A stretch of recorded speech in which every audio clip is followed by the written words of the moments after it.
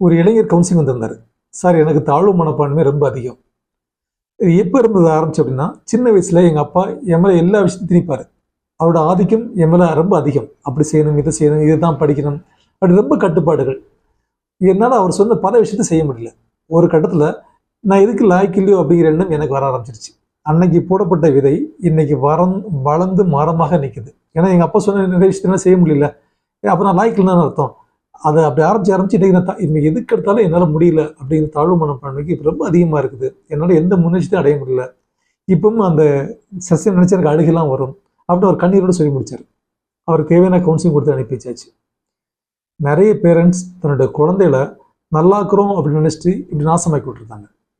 இப்போ பேரண்ட்ஸ் கேட்கலாம், அப்போ குழந்தைகளுக்கு நாங்கள் ஒரு இலக்கை தீர்மானித்து அதை நோக்கி குழந்தைகளை கொண்டு போகக்கூடாதா? அந்த உரிமை எங்களுக்கு இல்லையா? கண்டிப்பாக நீ கொண்டு போகலாம், தப்பே இல்லை. ஆனால் உங்களோட கனவு சுமக்கக்கூடிய சக்தி அவங்களுக்கு இருக்கான்னு பாருங்க. அதுதான் ரொம்ப முக்கியம். குழந்தைகளை உங்களோட கனவை நோக்கி நகர்த்துங்க, விரட்டாதீங்க. நீங்கள் விரட்டினீங்கன்னா குழந்தை கடைசி விரண்டு ஓடிடுவாங்க. அவங்களால நீங்கள் கொடுக்குற டார்ச்சர்னால இந்த மாதிரி தாழ்வு மனப்பான்மை வந்து கடைசி எதுக்கு லாய்க்கலன்னு நினச்சி ஒரு கட்டத்தில் இந்த உலகத்தை இந்த குழந்தைகளை சந்திக்க முடியாமல் தற்கொலை வரைக்கும் போயிடுறாங்க.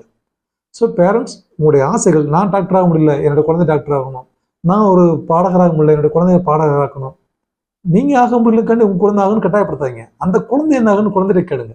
உங்களுடைய ஆசைகளை திணிக்காதீங்க. அதான் சொல்கிறோம், குழந்தையை கற்பனை நோக்கி நகர்த்துங்க, விரட்டாதீங்கன்னு சொல்கிறோம். அப்படி பண்ணினா இந்த குழந்தைகளை நீங்கள் இழக்கிறது மட்டும் இல்லை, அந்த குழந்தைகளும் வாழ்க்கையை இழந்துடும்.